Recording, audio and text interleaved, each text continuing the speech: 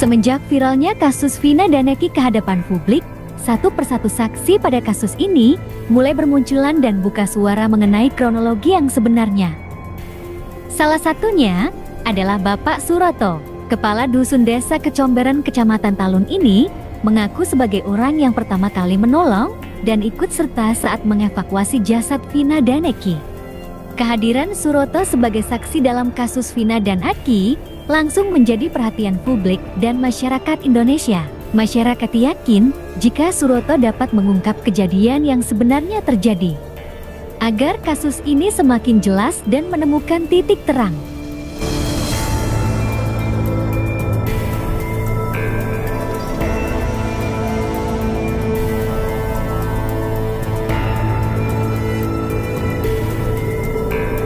Pada awalnya, Suroto melihat ada kerumunan warga, tepatnya berada di jembatan flyover Talun, Kota Cirebon, Jawa Barat.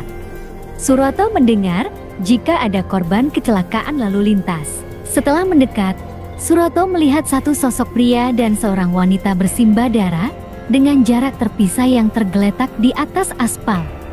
Karena kondisi saat itu malam hari, ditambah minimnya penerangan yang hanya mengandalkan cahaya senter handphone, Suroto mengaku tidak mengenali wajah keduanya. Namun dalam kesaksiannya, Suroto masih ingat betul bagaimana kondisi terakhir Vina dan Eki saat ditemukan tergeletak di jembatan flyover Talun pada 2016 lalu. Suroto mengatakan melihat kedua korban dipenuhi dengan luka lebam dan mengeluarkan banyak darah. Bahkan darah mereka terlihat mengalir ke jalan raya yang menurun akibat terbawa aliran air hujan gerimis yang turun pada malam itu. Tidak hanya dipenuhi dengan luka, Suroto mengatakan jika pakaian seorang wanita itu sudah dalam kondisi yang tidak semestinya. Robnya dalam keadaan terbuka, membuat daerah pribadinya terlihat. Celana dalamnya melorot di paha, terus saya naikin tetapi tidak pas. Terus langsung saya tutupin lagi pakai jaket, ucap Suroto. Saat ditanya kondisi Eki pada malam itu, Suroto mengaku jika pria yang diketahui bernama Eki itu terlihat dalam kondisi yang terluka sangat parah. Tubuhnya dipenuhi dengan luka lebam, dengan kondisi wajah yang hampir hancur. Dia sempat mencoba berkomunikasi, namun tidak ada respon. Kemungkinan sudah tidak dapat diselamatkan lagi, kata Suroto. Namun pada saat itu, Suroto hanya mengetahui bahwa keduanya merupakan korban kecelakaan. Tetapi dalam hati kecilnya, dia juga heran melihat banyaknya luka seperti orang yang habis disiksa. Apalagi sepeda motor milik korban dalam keadaan utuh. Di lokasi pun tidak ditemukan bekas serpihan sepeda motor seperti kendaraan yang mengalami kecelakaan. Hal yang mengejutkan kembali dikatakan Suroto. Dia mengaku saat melihat sosok wanita yang diketahui bernama Vina itu masih dalam keadaan hidup, sambil merintih meminta pertolongan. Saya pun bilang padanya, "Iya sabar ya, mobilnya sebentar lagi menuju ke sini. Nanti akan kami bawa ke rumah sakit," ujar Suroto. Mobil pun akhirnya datang ke TKP. Suroto dan dua orang polisi kemudian mengevakuasi kedua korban ke mobil untuk selanjutnya dibawa ke Rumah Sakit Gunung Jati, Kota Cirebon, Jawa Barat.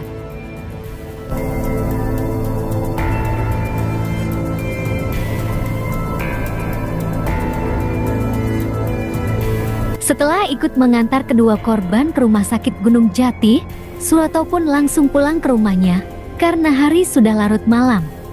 Sesampainya di rumah, dengan rasa keheranan, Suroto menceritakan kejadian itu kepada istrinya.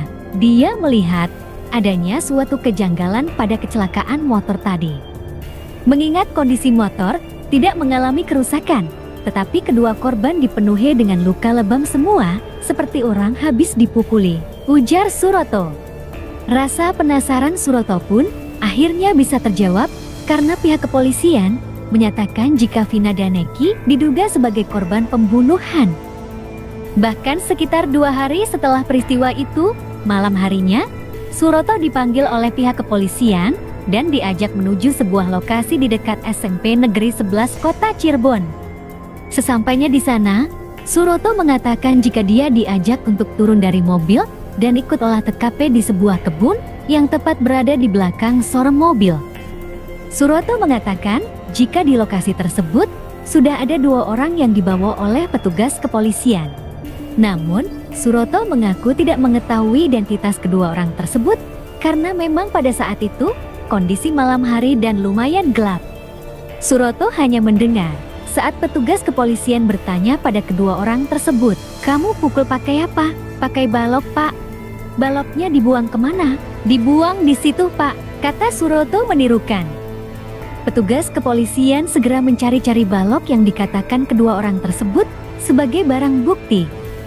Karena terus menjawab soal pemukulan, Suroto pun menduga jika kedua orang tersebut merupakan pelaku dari pembunuhan Vina dan Eki. Dalam kesaksiannya, Suroto mengaku pernah dipanggil 2 kali sebagai saksi oleh pihak kepolisian dalam persidangan kasus ini. Suroto juga menegaskan jika dia memberikan kesaksian yang memang benar-benar dia ketahui kala itu.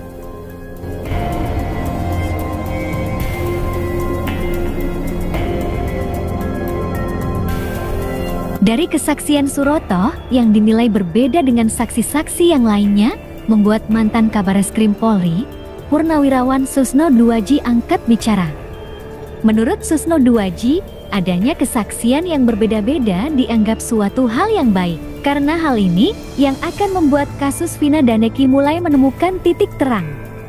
Dari sejumlah saksi yang belakangan ini muncul ke hadapan publik, pengakuan Suroto lah yang dianggap paling meyakinkan, kata mantan Kabareskrim Susno Duaji.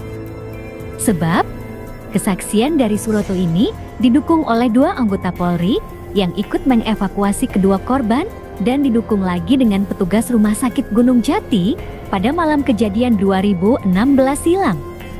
Berbeda halnya dengan kesaksian Aib dan Melmel yang dianggap tidak kuat karena tidak didukung dengan saksi atau bukti sebagai pendukung kesaksiannya. Sehingga ada keraguan akan kebenaran dari kesaksian mereka. Namun, informasi yang mereka berikan tetap menjadi pertimbangan bagi pihak kepolisian dalam penyidikan kasus ini. Jika kesaksian Suroto ini memang benar, Susno Duaji yakin perkara kasus Vina dan Eki akan segera berbalik 180 derajat. Susno Duaji juga berharap kepada Polri agar bisa memeriksa 2 anggota polisi yang datang ke TKP malam itu agar kasus ini segera terungkap.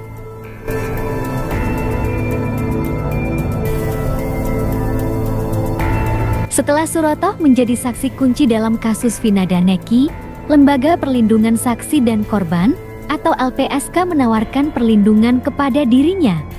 Pihak LPSK menyadari jika kasus ini bukan seperti kasus biasa, melainkan suatu kasus besar yang tidak bisa dianggap sepele.